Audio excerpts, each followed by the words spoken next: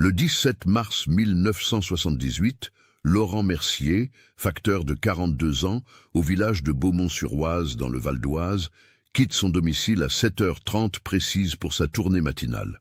À 13h, sa bicyclette est retrouvée abandonnée près du pont qui enjambe l'Oise, son sac postal disparu. Laurent Mercier ne reviendra jamais. Pendant 20 ans, sa famille et la communauté vivront avec cette absence inexpliquée, cette question lancinante qui ne trouvera aucune réponse. Puis un mardi ordinaire de mars 1998, jour de marché à Beaumont-sur-Oise, une vieille femme découvre dans un carton de vêtements d'occasion le sac postal en cuir usé de Laurent Mercier, celui-là même qui avait disparu 2 décennies plus tôt. À l'intérieur, des lettres jamais distribuées, parfaitement conservées, certaines encore cachetées. Comment ce sac a-t-il pu réapparaître après tant d'années? Où se trouvait-il pendant tout ce temps? Et surtout, que révèlent ces lettres oubliées sur le destin de Laurent Mercier? Avant de continuer avec cette histoire troublante, si vous appréciez les cas mystérieux réels comme celui-ci, abonnez-vous à la chaîne et activez les notifications pour ne manquer aucun nouveau cas. Maintenant, découvrons comment tout a commencé. Beaumont-sur-Oise, au printemps 1978, était un bourg tranquille de 6000 habitants, situé à une trentaine de kilomètres au nord de Paris. Le village s'étendait sur les 2 rives de l'Oise, relié par un vieux pont de pierre construit au début du siècle. La partie ancienne, avec ses maisons en meulière et ses rues pavées, conservait le charme des villages du Val d'Oise. L'économie locale reposait sur quelques commerces familiaux, une petite usine textile qui employait une centaine de personnes et l'agriculture maraîchère dans les terres fertiles bordant la rivière. Laurent Mercier incarnait la figure rassurante du facteur de village. Né le 23 avril 1936 à Beaumont même, il avait grandi dans une famille modeste. Son père, ouvrier à l'usine textile, était décédé d'un accident du travail quand Laurent avait 16 ans. Après son service militaire en Algérie, entre 1956 et 1958, Laurent était revenu au village et avait intégré la poste en 1960. 18 ans de service, sans une seule absence injustifiée, une réputation de ponctualité absolue et une connaissance encyclopédique des habitants et de leurs habitudes. Les gens de Beaumont appréciaient Laurent pour sa discrétion et sa gentillesse.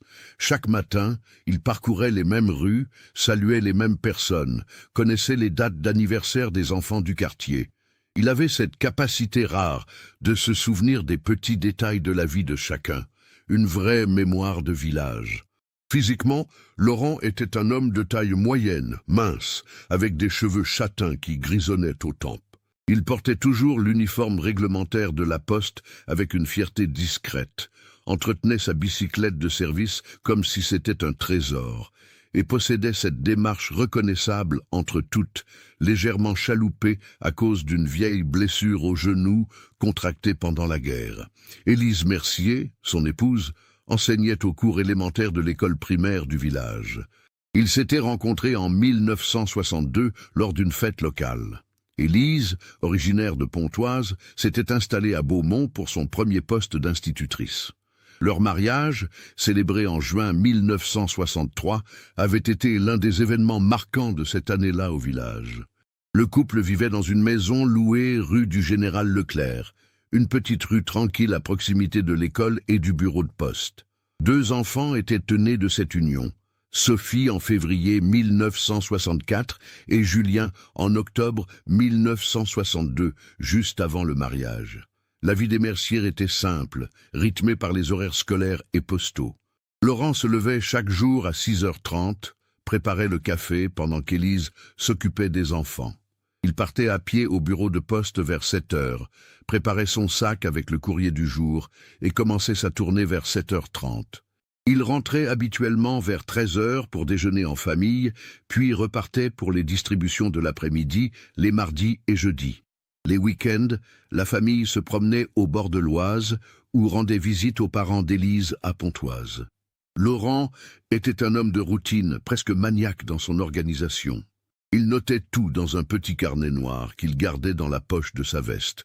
Les horaires de passage, les recommandations des habitants, les jours de fermeture des commerces. Cette régularité, cette prévisibilité absolue faisait partie de son charme. Les habitants de Beaumont réglaient presque leur montre sur son passage. Madame Lefebvre, qui tenait la petite boulangerie de la rue Saint-Laurent, plaisantait souvent en disant qu'elle sortait ses pains du four exactement quand elle entendait la sonnette de la bicyclette de Laurent devant sa vitrine. En ce début d'année 1978, rien ne laissait présager le drame à venir.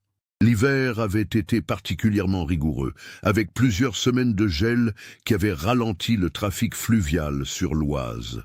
Mars arrivait avec un réchauffement timide, la promesse du printemps dans l'air encore froid. Laurent continuait ses tournées, pédalant sur les routes gelées, livrant le courrier avec sa constance habituelle. Il avait récemment fêté ses 42 ans lors d'un dîner simple en famille. Élise lui avait offert une nouvelle sacoche en cuir pour remplacer celle que la poste lui fournissait, trouvant la sienne trop usée. Laurent l'avait acceptée avec reconnaissance, mais continuait d'utiliser l'ancienne, par habitude et par attachement. Les témoins se souviendraient plus tard que Laurent semblait parfaitement normal dans les jours précédant sa disparition. Peut-être un peu fatigué, avec des cernes sous les yeux que certains avaient remarquées, mais rien d'inquiétant. Il avait mentionné à sa femme quelques maux de tête qu'il attribuait au changement de saison. Élise lui avait suggéré de consulter le médecin du village, le docteur Arnaud, mais Laurent avait repoussé, disant que ça passerait. C'était typique de lui, cette réticence à s'occuper de sa propre santé, cette tendance à minimiser ses propres besoins. La communauté de Beaumont-sur-Oise vivait dans une tranquillité relative. Les grandes turbulences des années 70, les manifestations, les grèves qui agitaient Paris semblaient lointaines. Ici, la vie suivait son cours paisible, marqué par les saisons, les marchés du mardi et du samedi, les offices du dimanche à l'église Saint-Laurent, les matchs de football du club local le dimanche après-midi. C'était un monde où tout le monde se connaissait, où les secrets étaient difficiles à garder, où une disparition paraissait impossible. Et pourtant, le vendredi 17 mars 1978 se leva avec un ciel gris pâle et une température inhabituellement douce pour la saison, autour de 12 degrés. Laurent Mercier s'était réveillé à 6h30 comme chaque matin. Élise se rappellerait plus tard qu'il avait passé plus de temps que d'habitude dans la salle de bain et qu'il était descendu prendre son café avec quelques minutes de retard sur son horaire habituel. Elle lui avait demandé s'il se sentait bien, et il avait hoché la tête en souriant, ce sourire un peu las qu'elle connaissait bien. Juste fatigué, avait-il dit. Le changement de temps, peut-être. Sophie et Julien étaient déjà partis pour l'école quand Laurent avait embrassé sa femme vers 7h05. Élise se souviendrait de ce baiser, un peu plus long que d'ordinaire, de la façon dont Laurent avait serré sa main avant de sortir. Sur le moment, elle n'y avait pas prêté attention, mais ces détails reviendraient la hanter pendant des années. Laurent avait enfilé sa veste réglementaire bleue, ajusté sa casquette, et était parti à pied vers le bureau de poste situé place de la République, à 10 minutes de marche de la maison. Au bureau de poste, la préparatrice de courrier, Monique Vasseur, l'avait vu arriver à 7h20. Elle témoignerait plus tard que Laurent lui avait paru normal, peut-être un peu distrait. Il avait préparé son sac avec le courrier du jour, environ 80 lettres, une dizaine de petits colis, quelques recommandés. La tournée du vendredi était toujours chargée, avec le courrier accumulé de la semaine et les catalogues de vente par correspondance qui arrivaient en fin de semaine. Laurent avait vérifié son itinéraire habituel dans son carnet, échangé quelques mots avec le directeur du bureau, M. Giraud, à propos d'une modification des horaires pour la semaine suivante. À 7h35 précise, Laurent était sorti du bureau de poste avec son sac postal en bandoulière et sa bicyclette. Plusieurs personnes l'avaient vu commencer sa tournée. Madame Lefebvre, la boulangère, l'avait aperçu passer devant sa vitrine à 7h42. Elle en était certaine, car elle venait de sortir la première fournée de baguettes du four, une opération qu'elle effectuait invariablement à cette heure-là. Laurent lui avait fait un signe de la main à travers la vitre, comme chaque jour. Entre 7h45 et 9h30, au moins 15 personnes confirmèrent avoir reçu leur courrier de la main de Laurent. Il avait suivi son itinéraire habituel, la rue Saint-Laurent, puis la rue des Écoles, ensuite le quartier résidentiel près de l'église, et finalement les maisons le long de la rue du Pont qui menait vers la rivière. Tous les témoins s'accordaient sur un point. Laurent semblait normal, peut-être un peu silencieux, mais rien d'alarmant. Il avait plaisanté avec M. Beaumont, le cordonnier, à propos de la météo clémente. Il avait pris le temps de gratter les oreilles du chien des Martins, un vieux berger allemand qu'il adorait. La dernière personne à avoir vu Laurent avec certitude fut Marguerite Lefebvre, une femme de 67 ans qui vivait seule dans une petite maison rue du Pont, près de l'endroit où la route descendait vers la berge de l'Oise. Marguerite attendait une lettre importante de son fils qui travaillait à Lyon et elle guettait le facteur depuis sa fenêtre. Elle vit Laurent arriver vers 9h45. Il s'arrêta devant sa boîte aux lettres, y déposa quelques enveloppes, puis continua vers le bas de la rue. Marguerite nota qu'il pédalait lentement, comme s'il était fatigué ou perdu dans ses pensées. C'était la dernière fois qu'elle le voyait. Après 9h45, plus personne ne put confirmer avoir vu Laurent Mercier. Son itinéraire devait normalement le mener vers le quartier des Marais, une zone moins dense près du fleuve, où quelques fermes maraîchères s'étendaient encore. Il restait une quinzaine de lettres à distribuer selon le registre du bureau de poste, toutes destinées à des adresses dans ce secteur. Vers 13h15, Élise commença à s'inquiéter. Laurent n'était pas rentré déjeuner, ce qui ne lui était jamais arrivé en 18 ans de service. Elle téléphona au bureau de poste. Monsieur Giraud, le directeur, fut surpris. Il assura à Élise que Laurent finirait probablement sa tournée et rentrerait bientôt. Peut-être avait-il eu un problème avec sa bicyclette ou s'était-il arrêté pour aider quelqu'un. Élise n'était qu'à moitié rassurée, mais elle décida d'attendre encore un peu. À 15h, toujours aucune nouvelle de Laurent. Élise rappela le bureau de poste, plus anxieuse cette fois. Monsieur Giraud décida d'agir. Il monta dans sa voiture et parcourut l'itinéraire habituel de Laurent, interrogeant les habitants. Tous confirmèrent avoir reçu leur courrier ce matin-là, sauf ceux du quartier des Marais. Personne n'avait vu Laurent dans l'après-midi.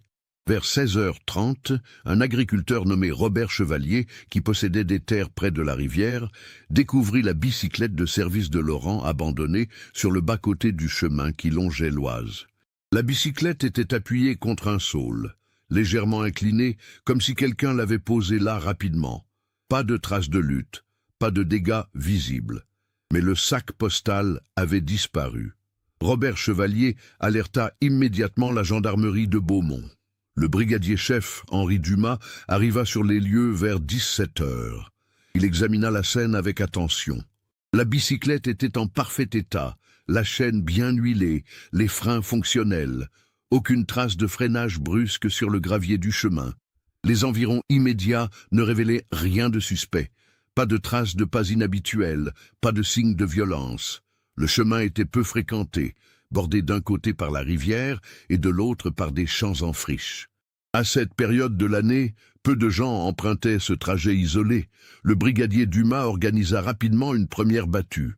Une dizaine de gendarmes et de volontaires fouillèrent les berges de l'Oise jusqu'à la tombée de la nuit, sans résultat. L'eau de la rivière, gonflée par les pluies récentes, était trouble et rapide. Les gendarmes redoutaient le pire. Une chute accidentelle, un malaise près de l'eau, une noyade. Mais sans corps, sans témoins, sans indices concrets, impossible de confirmer cette hypothèse. Le soir même, l'inspecteur André Fontaine, basé à Pontoise, fut assigné à l'affaire. Fontaine était un homme méthodique de 53 ans, proche de la retraite, avec une longue expérience des disparitions et des affaires criminelles dans le Val d'Oise. Il arriva à Beaumont vers 20h et s'entretint longuement avec Élise Mercier dans la maison familiale de la rue du Général Leclerc. Élise était effondrée, oscillant entre l'espoir et le désespoir.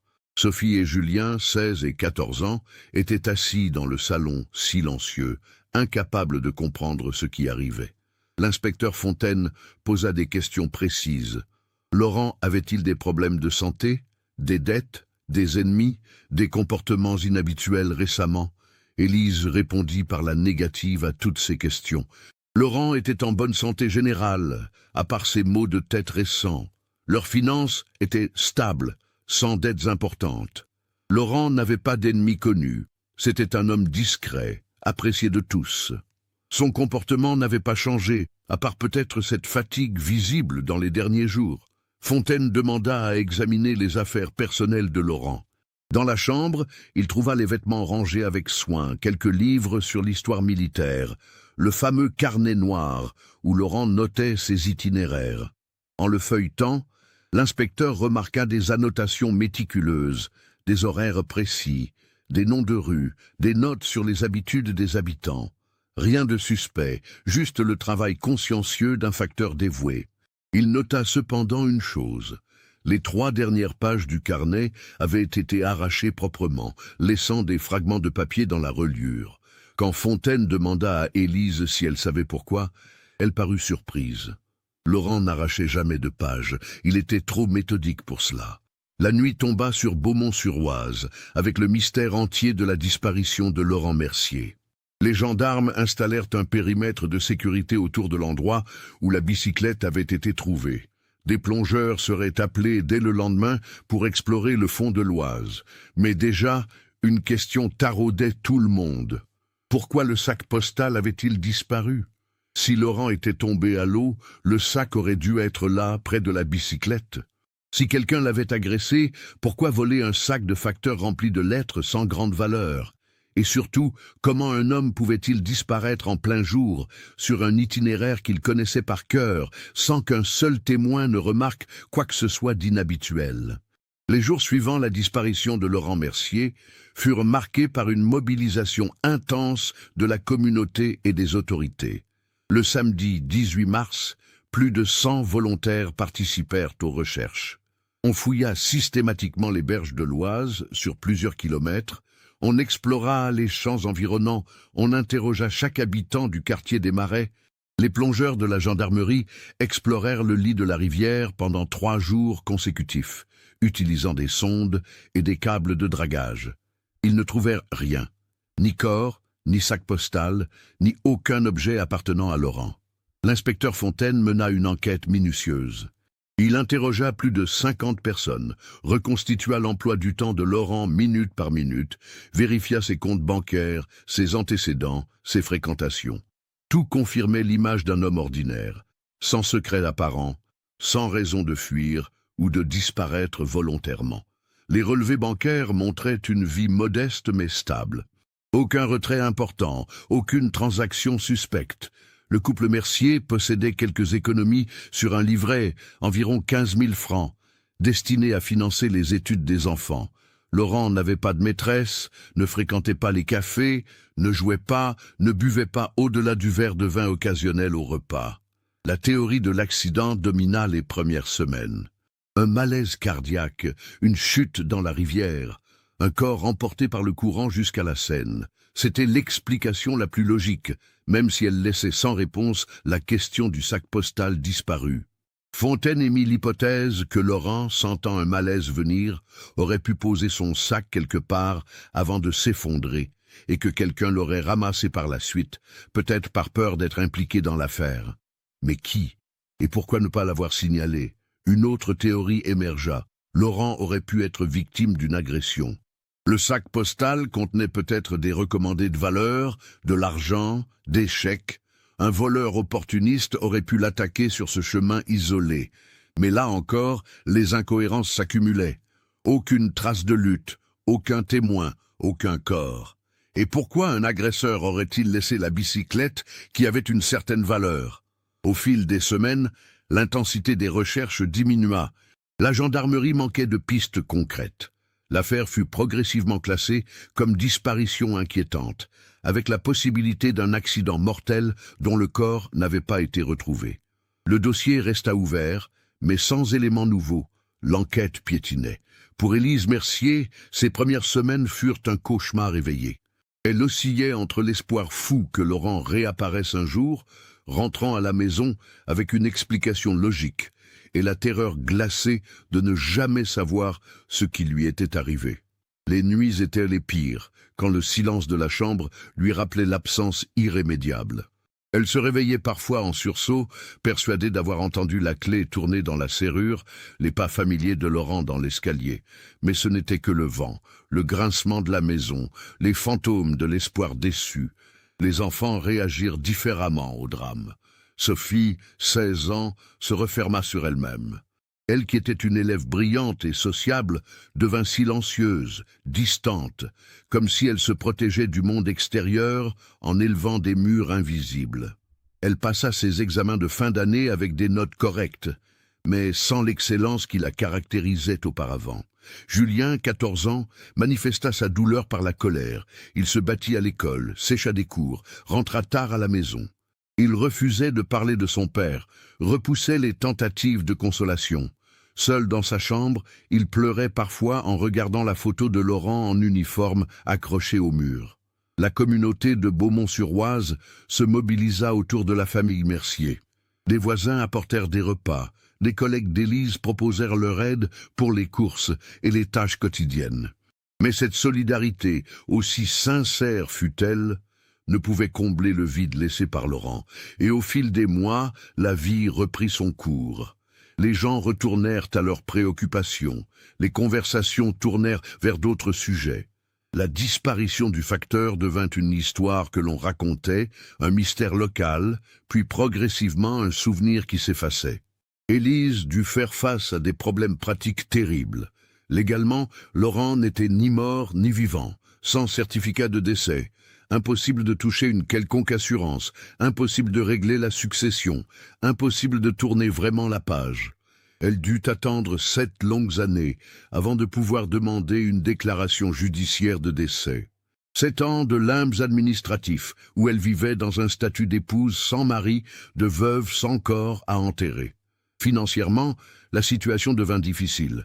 Le salaire d'institutrice d'Élise suffisait à peine à maintenir le train de vie familial.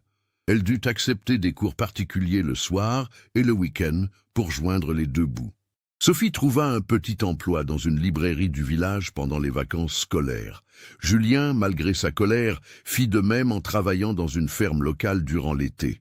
La famille apprit à vivre avec moins, à renoncer aux petits luxes, aux projets de vacances, aux dépenses superflues. Au village, les théories sur la disparition de Laurent se multiplièrent. Certains murmuraient qu'il avait une double vie, qu'il s'était enfui avec une maîtresse secrète pour recommencer ailleurs. D'autres suggéraient des problèmes d'argent caché, des dettes de jeu, un chantage. Les plus imaginatifs parlaient d'un meurtre, d'un règlement de compte lié à son passé en Algérie. Élise entendait ces rumeurs, ces chuchotements qui s'arrêtaient quand elle entrait dans une pièce. Elle apprit à vivre avec ce regard des autres, ce mélange de pitié et de curiosité malsaine. Les années passèrent, marquées par une absence qui ne se comblait jamais vraiment. En 1985, 7 ans après la disparition, le tribunal de Pontoise prononça la déclaration judiciaire de décès de Laurent Mercier. Élise put enfin organiser une cérémonie de commémoration à l'église Saint-Laurent. Il n'y avait pas de cercueil, juste une photo de Laurent en uniforme posée sur un chevalet. Le curé parla de l'espérance chrétienne, du mystère de la vie et de la mort, de l'importance de se souvenir. Beaucoup de villageois vinrent, par respect, par affection, par culpabilité peut-être. Sophie et Julien, désormais jeunes adultes, se tinrent droit près de leur mère, les visages fermés refusant les larmes. Sophie quitta Beaumont en 1982 pour étudier la médecine à Paris. Elle avait choisi cette voie en partie pour échapper au village et à ses fantômes, en partie par désir de comprendre, de soigner, de réparer. Elle ne revenait que rarement, pour les fêtes de fin d'année et quelques week-ends. Chaque retour ravivait la douleur, la vue de la maison familiale, de la chambre vide de son père, de la bicyclette rouillée remisée au fond du garage, que sa mère n'avait jamais pu se résoudre à jeter. Julien, lui, resta à Beaumont, mais garda une distance émotionnelle avec sa mère. Il trouva du travail comme mécanicien dans un garage de Pontoise. À 20 ans, il se maria avec une fille du village voisin, eut un enfant. Il construisit une vie ailleurs, loin de la maison de la rue du Général Leclerc, comme pour se protéger des souvenirs. Il parlait rarement de son père, évitait le sujet avec une détermination farouche. Sa femme savait qu'il y avait là une blessure profonde, mais elle avait appris à ne pas insister. Élise, elle, continua d'enseigner jusqu'à sa retraite en 1993. Pendant toutes ces années, elle garda l'espoir secret que Laurent réapparaîtrait un jour avec une explication. Elle gardait ses affaires intactes dans l'armoire, ses livres sur l'étagère, son carnet noir dans le tiroir de la table de nuit. La chambre était devenue un sanctuaire, un musée de l'absence. Parfois, tard le soir, elle sortait l'uniforme de Laurent, respirait l'odeur qui s'effaçait progressivement, essayait de se raccrocher à ces fragments tangibles d'une présence disparue. Au bureau de poste, on avait remplacé Laurent dès le mois d'avril 1978. Un jeune facteur venu de Beauvais avait pris la tournée. Il était compétent, ponctuel, mais ce n'était pas Laurent. Les anciens du village continuaient de l'appeler le nouveau facteur des années plus tard, comme si le poste était resté vacant, comme si personne ne pouvait vraiment remplacer Laurent Mercier. L'inspecteur Fontaine prit sa retraite en 1981 sans avoir résolu l'affaire. C'était l'un de ses rares échecs, et il le regrettait profondément. Il avait gardé une copie du dossier chez lui. Parfois, il le relisait, cherchant le détail qui lui aurait échappé, l'indice qu'il n'aurait pas vu. Jusqu'à sa mort, en 1994, il pensa régulièrement à Laurent Mercier et à ce mystère non résolu. Au fil des années, la disparition devint une légende locale. Les enfants qui n'étaient pas nés en 1978 entendaient parler du facteur qui avait disparu, comme on raconte une histoire de fantôme. Le chemin près de l'Oise, où la bicyclette avait été trouvée, acquit une réputation étrange. Certains prétendaient de voir la silhouette d'un homme en uniforme bleu pédaler au crépuscule. Des histoires que les adolescents se racontaient pour se faire peur, des superstitions qui naissent toujours autour des mystères irrésolus. 20 ans passèrent ainsi, 20 ans de silence, 20 ans de questions sans réponse. Élise vivait seule dans la maison de la rue du Général Leclerc, retraitée, isolée malgré la présence de ses enfants et petits-enfants. Elle avait 68 ans maintenant. Ses cheveux étaient de blanc, son dos s'était voûté. Elle allait au marché tous les mardis matins, achetait ses légumes, son pain, échangeait quelques mots avec les commerçants. Une vie tranquille, répétitive, marquée par l'absence. Et puis vint le mardi 17 mars 1998, exactement 20 ans jour pour jour après la disparition de Laurent. Ce jour-là, le destin allait remettre en lumière un mystère que tout le monde croyait enfoui à jamais. Ce jour-là, une vieille femme allait acheter un manteau d'occasion au marché et découvrir dans un carton quelque chose qui ne devrait pas exister. Le sac postal de Laurent Mercier, celui-là même qui avait disparu 2 décennies plus tôt. Le marché hebdomadaire de Beaumont-sur-Oise se tenait chaque mardi et samedi matin sur la place de la République, face à l'église Saint-Laurent. C'était une tradition séculaire, un rendez-vous immuable où les habitants se retrouvaient pour faire leurs courses, échanger des nouvelles, maintenir le lien social du village. Une vingtaine d'étals proposaient des produits variés, fruits et légumes du Val d'Oise, fromage, charcuterie, vêtements, articles ménagers et toujours quelques brocanteurs qui déballaient leurs trésors hétéroclites. Ce mardi 17 mars 1998, le temps était doux, presque printanier, comme 20 ans plus tôt, jour pour jour.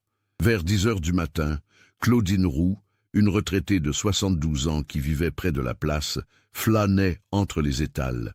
Elle s'arrêta devant le stand d'un brocanteur qu'elle ne connaissait pas, un homme d'une 50aine d'années qui avait installé ses marchandises sur des tables pliantes, vaisselle dépareillée, livres jaunis, vêtements d'occasion soigneusement pliés, objets divers empilés dans des cartons en carton.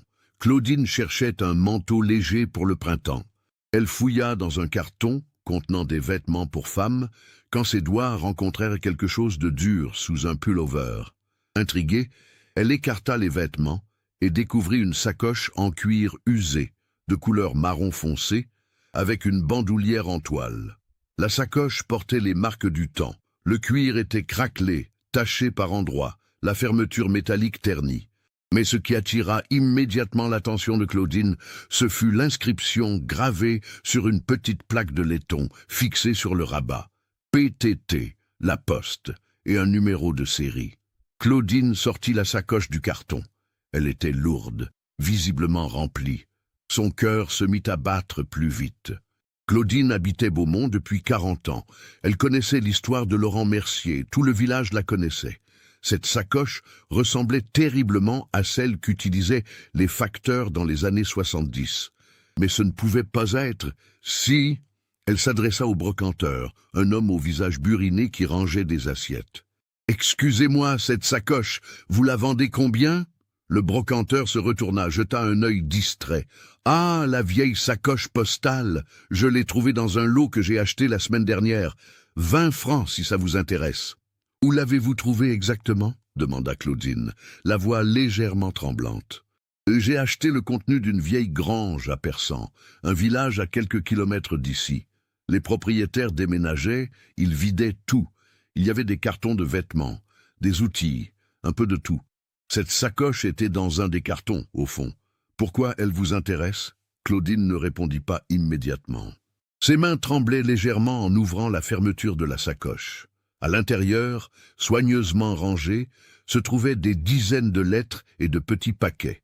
Les enveloppes étaient jaunies, certaines un peu tachées d'humidité, mais globalement en bon état. Claudine en prit une au hasard. Le timbre datait de 1978. L'adresse était écrite à la main, destinée à une Madame Colette Vincent, rue des Marais, Beaumont-sur-Oise. Le sang de Claudine se glaça. La rue des Marais. C'était là que Laurent Mercier devait terminer sa tournée le jour de sa disparition.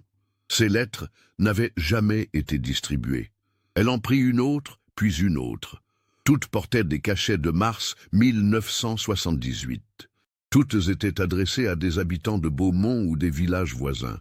« Attendez » dit Claudine au brocanteur, sa voix maintenant ferme. « Ne bougez pas, ne vendez rien. J'appelle la gendarmerie. » Le brocanteur la regarda avec stupéfaction. « La gendarmerie? Mais pourquoi? C'est juste une vieille sacoche. »« Non, » dit Claudine en serrant la sacoche contre elle. « C'est beaucoup plus que ça. C'est la sacoche du facteur qui a disparu il y a 20 ans. Exactement 20 ans aujourd'hui. » La nouvelle se répandit sur le marché comme une traînée de poudre. En quelques minutes, une petite foule s'était rassemblée autour du stand du brocanteur.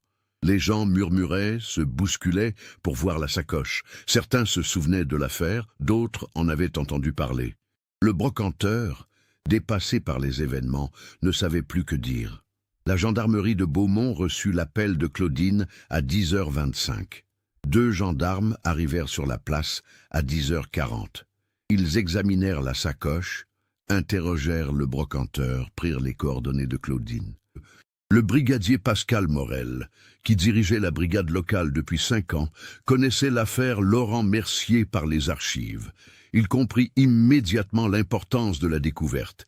Il ordonna au brocanteur de tout emballer et de le suivre à la gendarmerie pour une déposition complète. À 11h, la nouvelle était parvenue aux oreilles d'Élise Mercier. C'est sa voisine, Madame Arnaud, qui vint frapper à sa porte, essoufflée, les yeux brillants d'excitation et d'inquiétude. « Élise, vous avez entendu? On a retrouvé le sac de Laurent au marché, après toutes ces années. » Élise, qui préparait son déjeuner dans la cuisine, sentit le sol se dérober sous ses pieds. Elle dut s'asseoir, la tête qui tournait, le cœur battant à tout rompre. « Le sac de Laurent? Comment est-ce possible? Je ne sais pas les détails, mais tout le village en parle. C'est Claudine Roux qui l'a trouvé chez un brocanteur. Il était rempli de lettres jamais distribuées. La gendarmerie l'a saisi. » Élise téléphona immédiatement à Sophie, qui exerçait désormais comme médecin généraliste à Cergy-Pontoise, à 20 minutes de route de Beaumont. Sophie écouta, incrédule. « Je viens tout de suite, maman, ne bouge pas !» Sophie arriva chez sa mère vers midi. Elle trouva Élise assise dans le salon, les mains crispées sur ses genoux, le regard perdu. « Comment est-ce possible ?» murmurait Élise. « Après 20 ans, exactement 20 ans. » Sophie appela ensuite Julien, qui travaillait ce jour-là dans son garage à Pontoise. Julien écouta en silence, puis raccrocha sans un mot. Il arriva chez sa mère 1 heure plus tard, le visage fermé, les mâchoires serrées. La famille Mercier était réunie pour la première fois depuis des mois, soudée par cette nouvelle incroyable. À la gendarmerie, le brigadier Morel menait l'interrogatoire du brocanteur, qui se nommait Daniel Garnier. Garnier, 54 ans, était brocanteur professionnel depuis une 20aine d'années. Il sillonnait les villages du Val d'Oise et de l'Oise, achetant le contenu de greniers, de caves, de granges. Il jura n'avoir aucune idée de l'importance de cette sacoche. Il l'avait achetée la semaine précédente, le lundi 10 mars, dans une vieille ferme à Persan, à environ 8 kilomètres de Beaumont. « Qui vous a vendu le lot ?» demanda Morel. « Les héritiers d'une vieille dame décédée en février, Madame Henriette Saulnier. Elle avait 92 ans. Ses neveux voulaient vider la propriété rapidement pour la vendre. Ils m'ont proposé d'acheter tout ce qui restait dans la grange et le grenier pour 3 000 francs. J'ai accepté. Il y avait beaucoup de choses. Des meubles, des outils, des vêtements, des cartons de bibelots. J'ai tout chargé dans mon camion et je trie au fur et à mesure. Vous connaissez cette Henriette Saulnier? Non, jamais entendu parler d'elle avant. C'est un notaire qui m'a contacté. Les héritiers voulaient se débarrasser de tout rapidement. Morel nota tous ces détails. L'après-midi même, il contacta le notaire en question, maître Levasseur, établi à Persan. Le notaire confirma. Henriette Saulnier était décédée le 2 février 1998. Elle vivait seule dans une vieille ferme en périphérie de Persan. Ses seuls héritiers étaient 2 neveux qui habitaient dans le sud de la France et qui n'étaient venus qu'une seule fois pour les obsèques et le règlement de la succession. Ils avaient fait vider la maison par une entreprise de débarras et vendu le reste au brocanteur Garnier. Cette Henriette Saulnier, elle avait des liens avec Beaumont-sur-Oise ? Demanda Morel. Pas que je sache, répondit maître Levasseur. Elle a vécu toute sa vie à Persan, veuve depuis les années 60, sans enfant, une femme très discrète qui sortait peu. Morel demanda à consulter le dossier de succession. Il découvrit qu'Henriette Saulnier était née Henriette Marchand en 1906 à Persan. Elle avait épousé Georges Saulnier en 1928. Georges était décédé en 1966 d'un cancer. Henriette avait vécu seule les 32 dernières années de sa vie dans la ferme familiale. Le brigadier retourna à la gendarmerie et ouvrit officiellement une enquête sur la réapparition de la sacoche de Laurent Mercier. Il fit venir un expert en documents pour examiner les lettres contenues dans le sac. L'expert, un homme du laboratoire de la police scientifique de Cergy, confirma que les lettres dataient bien de mars 1978 selon les timbres, les cachets postaux et l'état du papier. Il y avait au total 37 lettres et recommandées, 3 petits paquets, tous destinés à des adresses du quartier des Marais et des environs de Beaumont. Morel décida de contacter Sophie Mercier.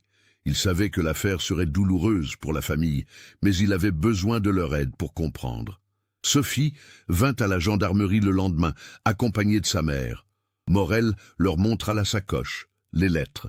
Élise reconnut immédiatement le sac. Elle se mit à pleurer silencieusement, touchant le cuir usé, avec des doigts tremblants, comme si elle pouvait retrouver Laurent à travers cet objet. « Vous comprenez ce que cela signifie ?» demanda Sophie au brigadier, la voix tendue. « Cette sacoche était avec mon père le jour où il a disparu. Si elle se trouvait dans la grange de cette femme à Persan, cela veut dire qu'il y a un lien direct entre la disparition de mon père et cette Henriette Saulnier. C'est exactement ce que nous allons découvrir, assura Morel. Je vais enquêter sur cette femme, sur son passé, sur ses relations. Nous allons comprendre comment cette sacoche est arrivée chez elle. Sophie regarda le brigadier droit dans les yeux. Je veux être impliqué dans cette enquête. C'est mon père. J'ai le droit de savoir. Morel hocha la tête. Je vous tiendrai informé de chaque développement. C'est une promesse. Le soir même, Sophie retourna chez sa mère. Élise était assise dans le salon, la photo de Laurent posée sur ses genoux. « Après 20 ans, murmura-t-elle. Pourquoi maintenant? Pourquoi cette femme a-t-elle gardé le sac pendant tout ce temps? Qu'est-ce que papa faisait chez elle? Sophie n'avait pas de réponse. Mais une chose était certaine, le mystère de la disparition de Laurent Mercier, que tout le monde croyait définitivement enterré, venait de ressurgir avec une force nouvelle. Et cette fois, Sophie était déterminée à découvrir la vérité, quelle qu'elle soit, même si cette vérité risquait de briser l'image qu'elle avait gardée de son père pendant toutes ces années. L'enquête sur Henriette Saulnier commença dès le lendemain. Le brigadier Morel, assisté de 2 gendarmes, se rendit à Persan pour examiner la ferme où la vieille dame avait vécu. La propriété était située en périphérie du village, au bout d'un chemin de terre bordé de haies sauvages. Une vieille bâtisse en pierre du XIXe siècle, avec une grange attenante et un jardin envahi par les mauvaises herbes. Les nouveaux propriétaires, un jeune couple de Paris, n'avaient pas encore emménagé et avaient laissé la clé au notaire. Morel et ses hommes fouillèrent méthodiquement la maison et la grange. La maison était vide, nettoyée par l'entreprise de débarras. Les murs nus, les pièces résonnaient du vide et de l'absence. Dans la grange, il restait quelques objets que le brocanteur n'avait pas pris, de vieux outils agricoles, des planches pourries, des bidons rouillés.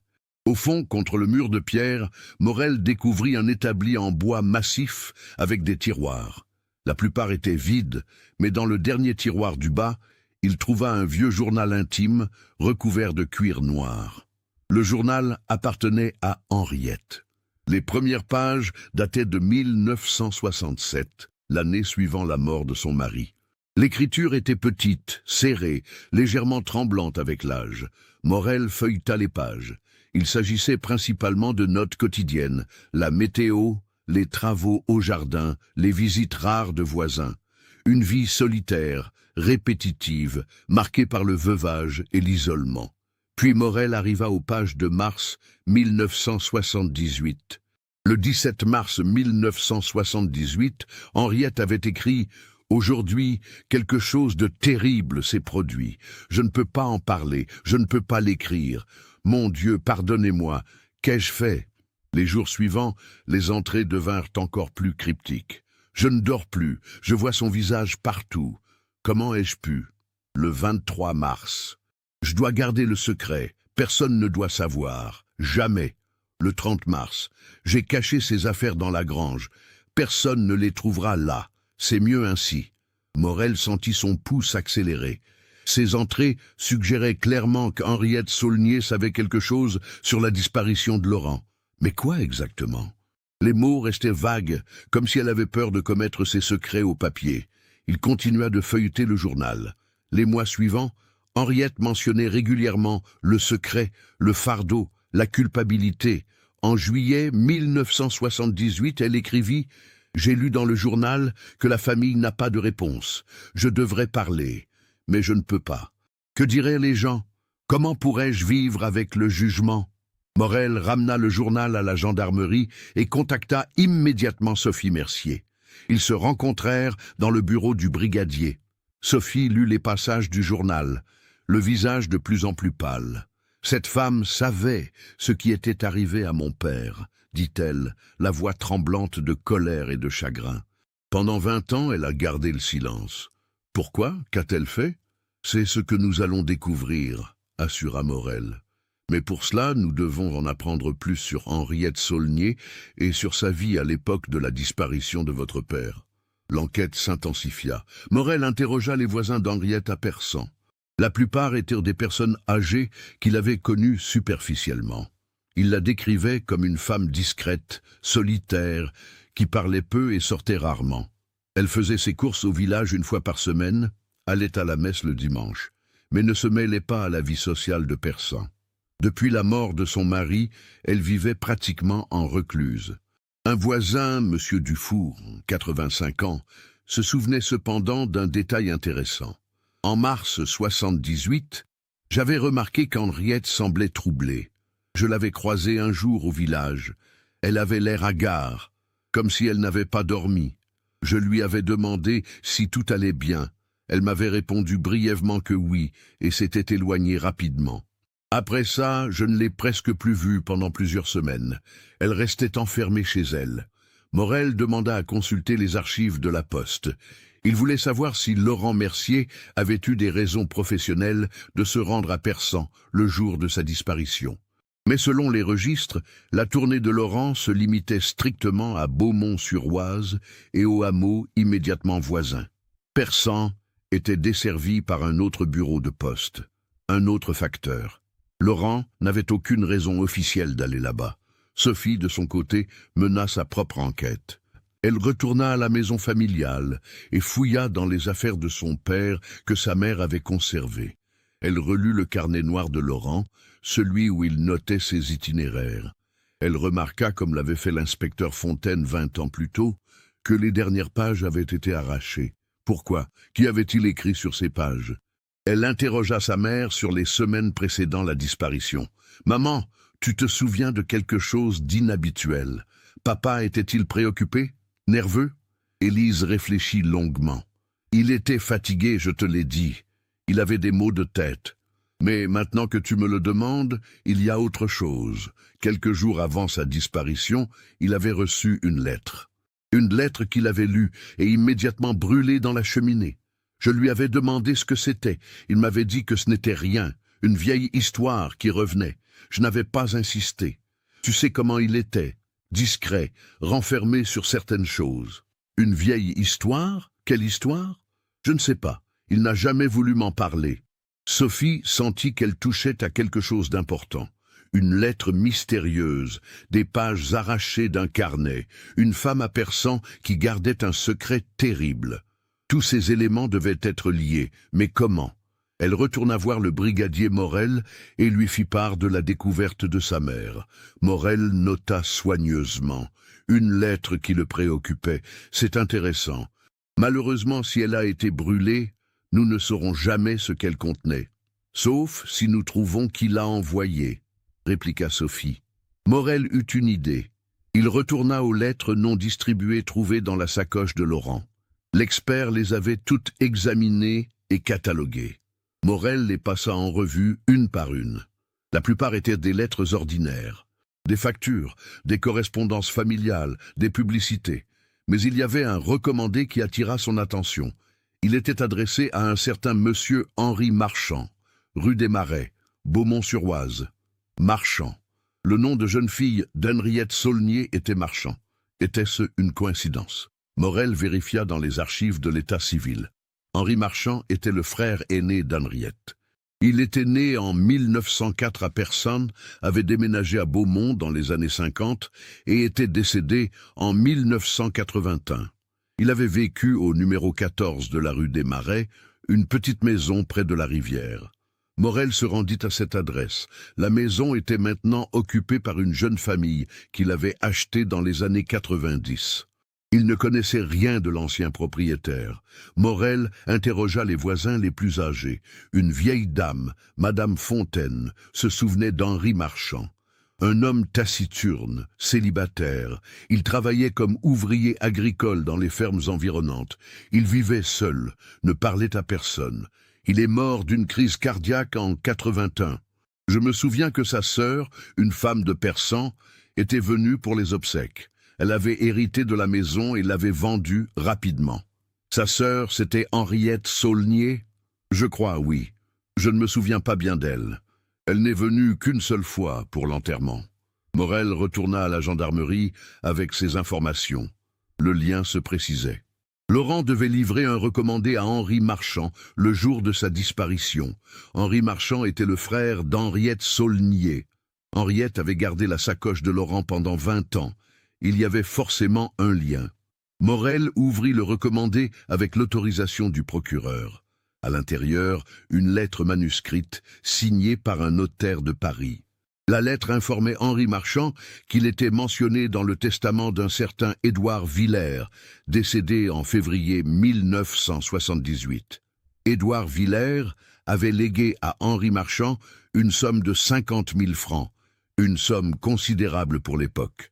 La lettre demandait à Henri de se présenter à l'étude notariale pour régler la succession. 50 000 francs. Une fortune. Morel sentit qu'il tenait quelque chose. Qui était cet Édouard Villers? Pourquoi léguait-il une telle somme à Henri Marchand? Et quel était le lien avec Laurent Mercier? L'enquête sur Édouard Villers révéla des informations troublantes.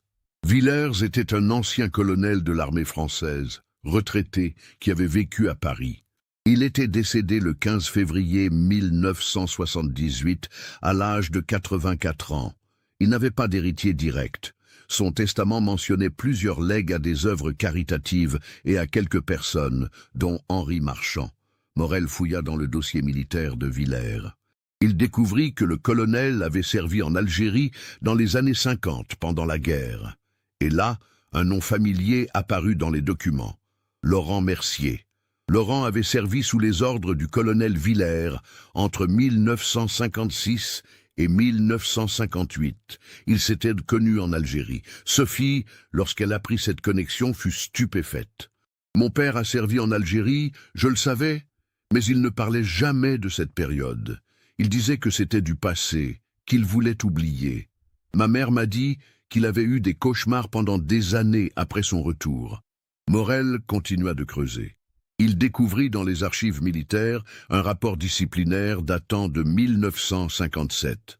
Laurent Mercier et Henri Marchand, qui servaient tous deux dans le même régiment sous les ordres de Villers, avaient été impliqués dans un incident. Le rapport était classifié, mais Morel obtint l'autorisation de le consulter. Ce qu'il lut le glaça. En juin 1957, lors d'une opération de ratissage dans un village près d'Oran, un civil algérien avait été tué. L'enquête interne avait conclu à un accident, à des tirs de riposte face à une menace perçue, mais le rapport mentionnait des témoignages contradictoires. Certains soldats affirmaient que le civil n'était pas armé, qu'il avait été abattu de sang-froid. Laurent Mercier et Henri Marchand étaient présents sur les lieux. Le colonel Villers, responsable de l'unité, avait étouffé l'affaire, classant l'incident comme justifié. Les deux soldats avaient été renvoyés en France peu après, leur service écourté. Morel comprit soudain. C'était ça, le secret. Un secret de guerre, un événement terrible qui avait lié ces trois hommes à jamais. Un secret qu'ils avaient gardé pendant des décennies. Et ce secret, d'une manière ou d'une autre, avait ressurgi en mars 1978, conduisant à la disparition de Laurent Mercier. Mais comment? Et où était le corps de Laurent? Car une certitude s'imposait maintenant. Laurent Mercier était mort. Il ne s'était pas enfui. Il n'avait pas eu d'accident. Quelque chose d'horrible s'était produit le 17 mars 1978, et Henriette Saulnier savait ce que c'était. Le brigadier Morel convoqua Sophie Mercier à la gendarmerie le lundi 23 mars 1998. Il lui présenta tous les éléments qu'il avait découverts. Le lien entre Laurent et Henri Marchand en Algérie, l'incident de 1957, le testament du colonel Villers, le recommandé que Laurent devait livrer à Henri le jour de sa disparition. Sophie écouta en silence, le visage de plus en plus pâle. Quand Morel eut terminé, elle resta longtemps sans parler, essayant d'assimiler ces révélations. Son père, qu'elle avait toujours considéré comme un homme bon et simple, avait été impliqué dans la mort d'un civil en Algérie. Cette vérité la bouleversait. « Vous pensez que mon père est allé livrer cette lettre à Henri Marchand et que quelque chose s'est passé ?» demanda-t-elle finalement. « C'est la seule explication logique, » répondit Morel. « Mais je ne sais pas ce qui s'est passé exactement. » Henriette Saulnier a emporté le secret dans sa tombe, sauf si... Sauf si quoi? Sauf si nous retrouvons d'autres éléments dans ses affaires. Le brocanteur m'a dit qu'il restait encore quelques cartons qu'il n'avait pas triés. Je vais les récupérer. 2 jours plus tard, Morel obtint les derniers cartons achetés par Daniel Garnier à la ferme d'Henriette. Il les examina minutieusement. La plupart contenaient des vêtements, de la vaisselle, des livres... Mais dans le fond du 3e carton, enveloppé dans un vieux drap, Morel découvrit un autre objet, l'uniforme de facteur de Laurent Mercier. La veste bleue, le pantalon, même la casquette. Tout était là, soigneusement plié, conservé pendant 20 ans. Morel fit analyser l'uniforme par le laboratoire de police scientifique. Les résultats furent troublants. Il y avait des traces de sang sur la manche gauche de la veste. Le sang était vieux, mais l'ADN était encore exploitable. Les analyses confirment, c'était le sang de Laurent Mercier. Sophie reçut la nouvelle comme un coup de poignard. Son père avait été blessé, il y avait eu violence, mais comment l'uniforme était-il arrivé chez Henriette, et où était le corps? Morel décida qu'il était temps de fouiller plus en profondeur la propriété d'Henriette à Persan. Il obtint l'autorisation du procureur et des nouveaux propriétaires. Une équipe de gendarmes, équipée de chiens renifleurs et de détecteurs de sol perturbés, se rendit sur place le samedi 28 mars. Les chiens furent lâchés dans le jardin et la grange. Après 2 heures de recherche, l'un des chiens s'arrêta près d'un vieux pommier au fond du jardin. Il aboya, gratta le sol. Les gendarmes commencèrent à creuser. À environ 1 mètre de profondeur, ils découvrirent des ossements humains. Le médecin légiste arriva dans l'après-midi. L'examen préliminaire confirma qu'il s'agissait de restes humains. Les ossements étaient ceux d'un homme adulte, enterré depuis plusieurs décennies. Il faudrait des analyses ADN pour confirmer l'identité, mais tous les éléments concordaient. Taille, âge estimé, époque de l'inhumation. Sophie fut informée le soir même. Elle s'effondra dans les bras de sa mère. Après 20 ans d'espoir fou, de questions sans réponse, la vérité était là, terrible et définitive. Laurent Mercier était mort le jour de sa disparition, et son corps avait été enterré dans le jardin d'Henriette Saulnier. Mais comment? Et pourquoi? Ces questions restaient en suspens, lancinantes. Morel fouilla à nouveau le journal d'Henriette, cherchant des indices qu'il aurait pu manquer, et il les trouva. Dans les entrées de 1981, l'année de la mort d'Henri Marchand, Henriette avait écrit quelque chose de révélateur. « Henri est mort aujourd'hui. Peut-être est-ce la punition divine pour ce que nous avons fait. Il a emporté le secret avec lui, mais moi, je reste avec le poids de cette journée terrible de mars 78. Je revois encore le visage du facteur quand il est arrivé chez Henri avec cette lettre maudite. Je revois la colère dans les yeux de mon frère. Je revois ce qui s'est passé. Mon Dieu, pardonnez-nous. » Morel comprit qu'il devait reconstituer les événements du 17 mars 1978 avec les éléments dont il disposait. Il demanda à Sophie de l'accompagner. Ensemble, ils se rendirent au numéro 14 de la rue des Marais, l'ancienne maison d'Henri Marchand. Là, Morel exposa sa reconstitution. « Votre père arrive ici vers 10 heures ce matin-là. Il livre le recommandé à Henri Marchand. Le recommandé contient la lettre du notaire à propos de l'héritage du colonel Villers. Henri ouvre l'enveloppe devant votre père. Il lit que le colonel lui lègue 50 000 francs, et votre père comprend. « Comprend quoi ?» demanda Sophie, la gorge serrée. « Pourquoi le colonel lègue cet argent à Henri? C'est un prix du silence, un dédommagement pour avoir gardé le secret sur ce qui s'est passé en Algérie en 57. Le colonel, sentant sa mort venir, veut s'assurer que les témoins de cet incident seront récompensés pour leur silence. Il lègue de l'argent à Henri. Et probablement, votre père devait recevoir une somme similaire. » Sophie ferma les yeux. « Mais pourquoi mon père aurait-il réagi violemment? Peut-être qu'il n'a pas réagi violemment. Peut-être que c'est Henri qui a réagi. Imaginez la scène. Votre père, qui a passé 20 ans à essayer d'oublier cet incident terrible, qui a construit une vie tranquille, une famille, une réputation de respectabilité. Et soudain, cette lettre arrive, ravivant le passé. Peut-être qu'il a dit quelque chose à Henri. Peut-être qu'il a exprimé son malaise, son désir de parler, de confesser. Henri, lui, voulait l'argent et le silence. Ils se sont disputés. La dispute a dégénéré. Henri a frappé votre père. Un coup violent avec un objet contondant. Votre père s'est effondré. « Mon Dieu !» murmura Sophie. Henri a paniqué. Il avait tué un homme. Il a appelé sa sœur Henriette à Persan. C'était la seule personne en qui il avait confiance. Henriette est venue avec sa vieille camionnette. Ils ont mis le corps dans le véhicule, couvert d'une bâche. Ils ont pris la sacoche postale et l'uniforme pour ne rien laisser qui puisse les incriminer.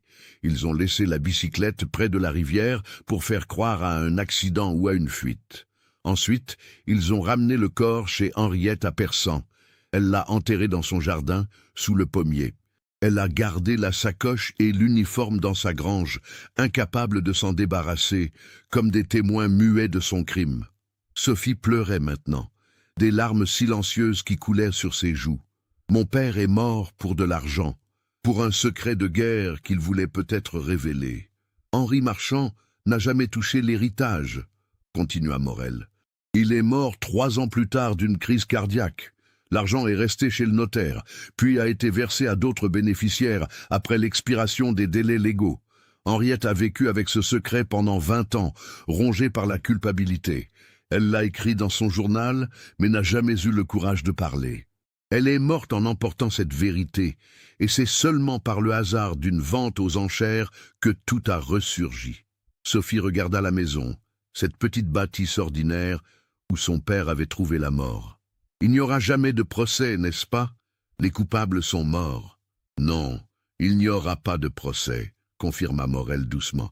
Mais vous avez la vérité maintenant. C'est tout ce que je peux vous offrir.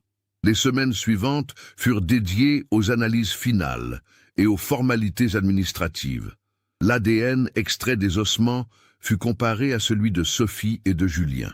Les résultats confirmèrent sans aucun doute possible qu'il s'agissait bien des restes de Laurent Mercier.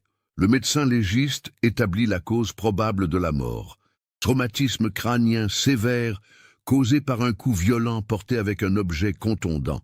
La mort avait été rapide, probablement instantanée. Le procureur de Pontoise ouvrit une enquête pour homicide volontaire, mais conclut rapidement que les 2 suspects principaux, Henri Marchand et Henriette Saulnier, étaient décédés. L'affaire fut classée sans suite pénale, mais le rapport final établissait clairement les circonstances de la mort de Laurent Mercier.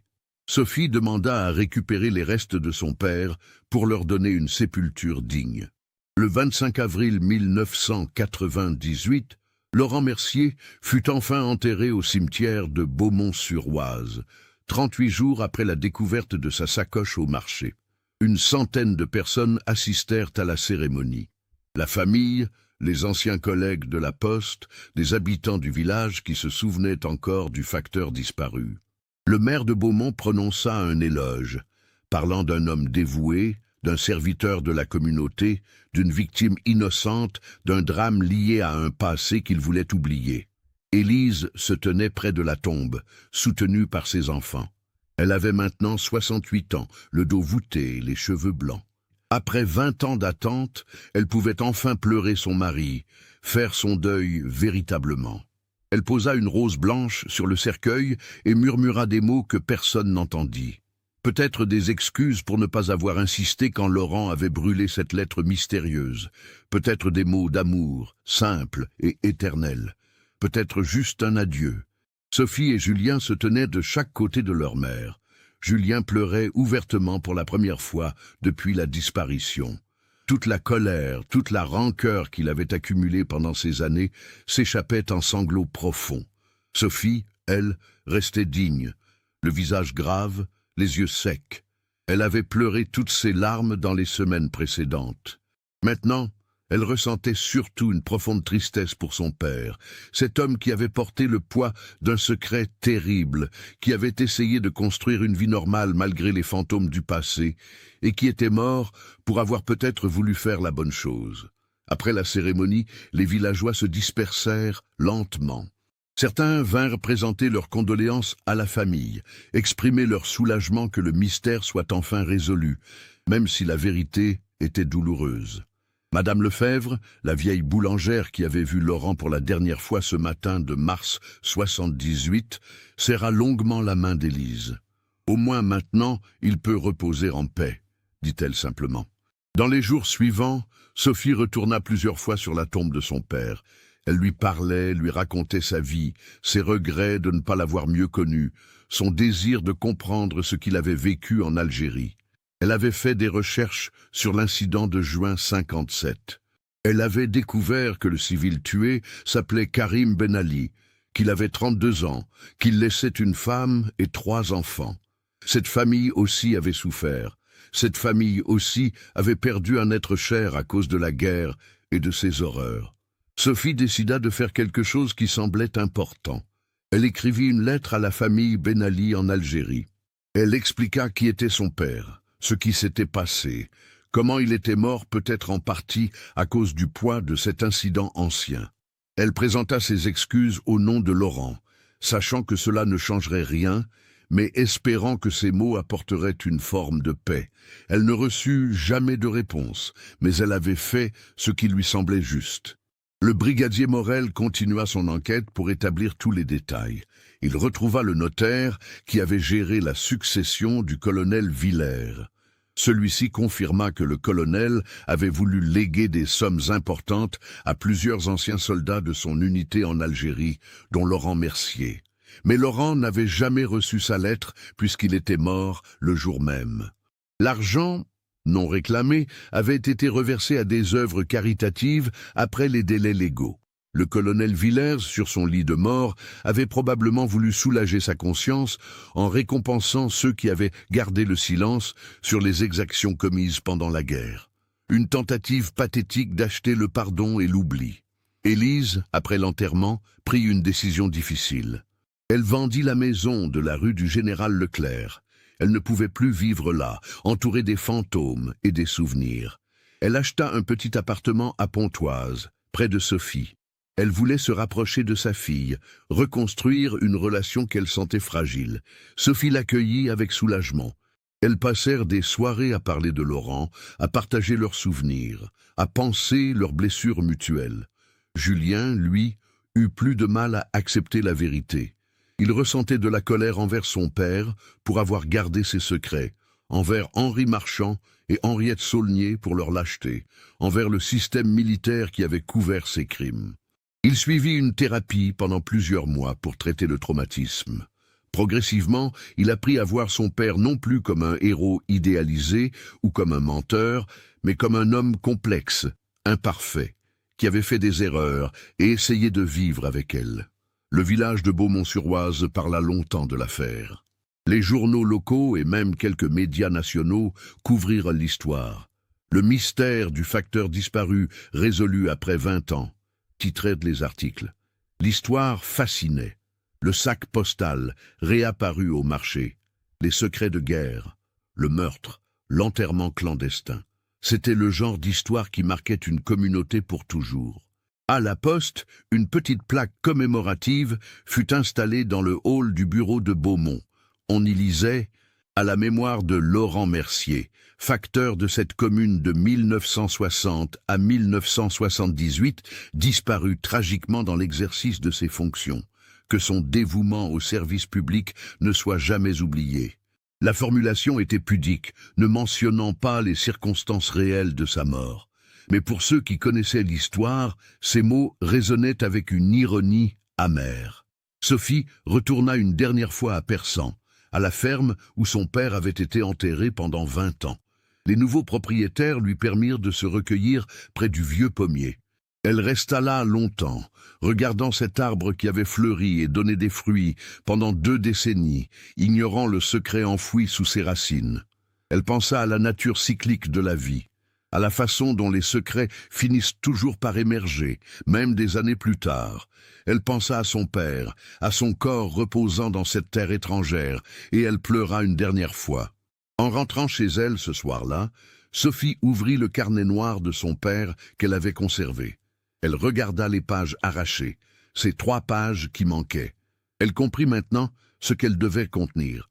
Probablement des notes sur ses angoisses, sur le retour du passé, sur ses doutes quant à garder le silence. Laurent avait arraché ces pages pour protéger sa famille de la vérité, pour ne pas laisser de traces de ses tourments.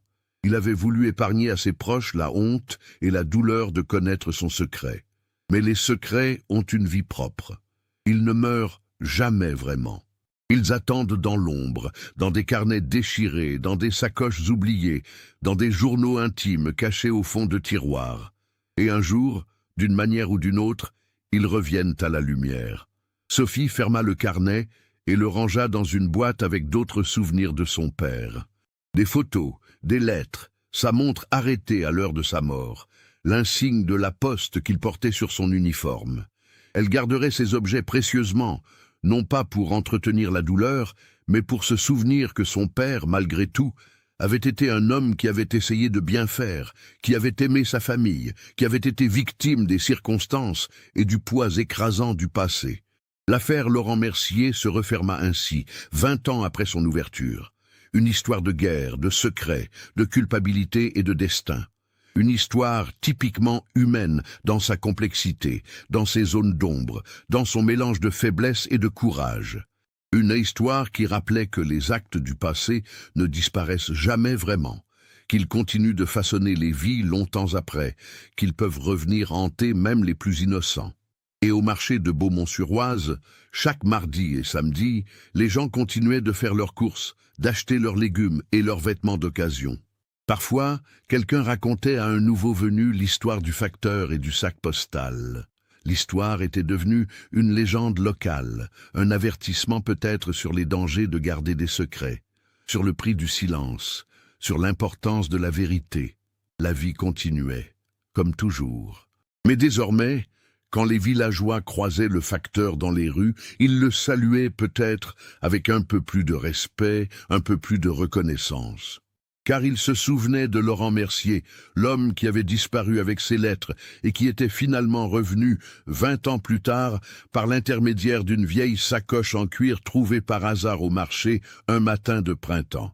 Ce cas nous montre comment les secrets du passé, même enfouis pendant des décennies, finissent toujours par ressurgir et comment les guerres laissent des cicatrices qui traversent les générations.